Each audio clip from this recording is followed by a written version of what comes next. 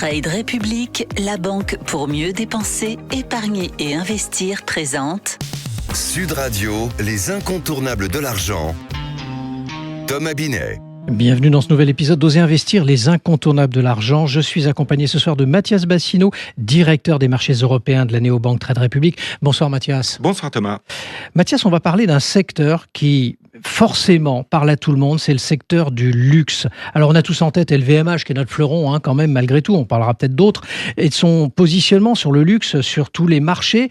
Mais après que vous nous ayez un peu qualifié ce que c'est que le luxe, parce que c'est important peut-être de définir le terme, est-ce que c'est vraiment un secteur refuge ? Je vais vous laisser répondre à ces deux questions. Alors c'est un secteur qui a fait beaucoup parler de lui ces dernières années et il me semblait intéressant d'en parler parce que c'est une force française.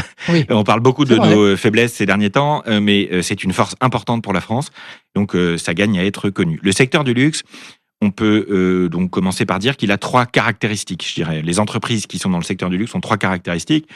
D'abord, c'est un secteur où les marges sont relativement élevées, puisque vous avez des produits avec une haute valeur ajoutée, une haute dimension de créativité aussi, et donc la marge est en général plus importante que sur des robinets, par exemple.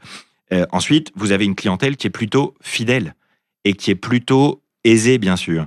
Et la clientèle aisée est celle qui souffre le moins, bien sûr, des variations du cycle économique. Donc ça fait une clientèle durable.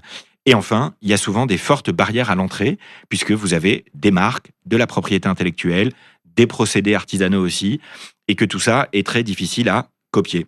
Le secteur du luxe en 2024, c'est plus de 300 milliards d'euros, avec une croissance annuelle entre 5 et 10% sur les 10 dernières années. Aujourd'hui, c'est quasiment 2% du PIB mondial. Donc, effectivement, c'est un secteur qui se développe, c'est un secteur où la France est forte, et c'est un secteur qui était plutôt résilient. Et donc rassurant par la force des choses. Alors, je fais toujours attention à ce qu'on ait une présentation équilibrée des choses. Et là, on parle d'un seul secteur d'activité. Et donc, comme c'est un seul secteur d'activité, c'est pas toute l'économie. Et donc, il y a aussi des risques à investir dans le secteur du luxe. Est-ce que ça veut dire que c'est une bonne opportunité d'investir malgré tout sur ce secteur du luxe ? C'est une opportunité pour se former parce que tout le monde connaît les entreprises du luxe en France. Alors, ça apparaît effectivement comme une opportunité. Mais il faut prendre en compte que le secteur n'est pas à l'abri des risques, comme tout secteur d'activité.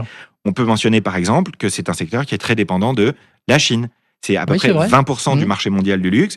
Et si la Chine ralentit, le marché mondial du luxe va ralentir aussi. C'est une dépendance importante.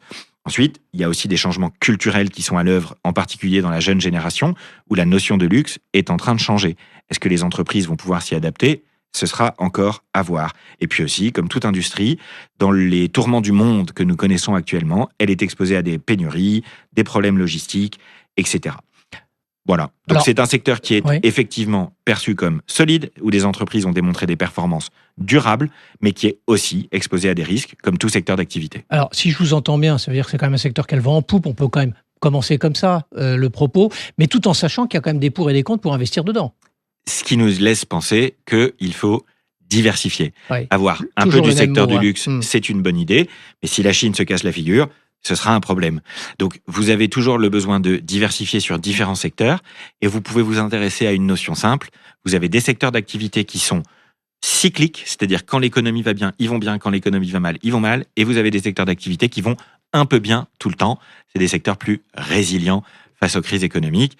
Le luxe peut en faire partie. Donc, c'est un bon investissement, mais c'est un investissement qui comporte des risques, comme tous les investissements. Absolument. Et donc, il faut regarder, se documenter, comparer, et puis ensuite, on peut prendre nos décisions. Si vous ne le faites pas, le risque que vous prenez, c'est de perdre non pas de l'argent, mais du pouvoir d'achat. Merci Mathias pour votre analyse. On vous retrouve mardi prochain pour un autre numéro d'Oser investir, les incontournables de l'argent. Et pour ce qui me concerne, je vous donne rendez-vous dimanche matin dès 9h27 dans la matinale week-end. Sud Radio, les incontournables de l'argent. Thomas Binet. Avec Trade République, la banque pour mieux dépenser, épargner et investir.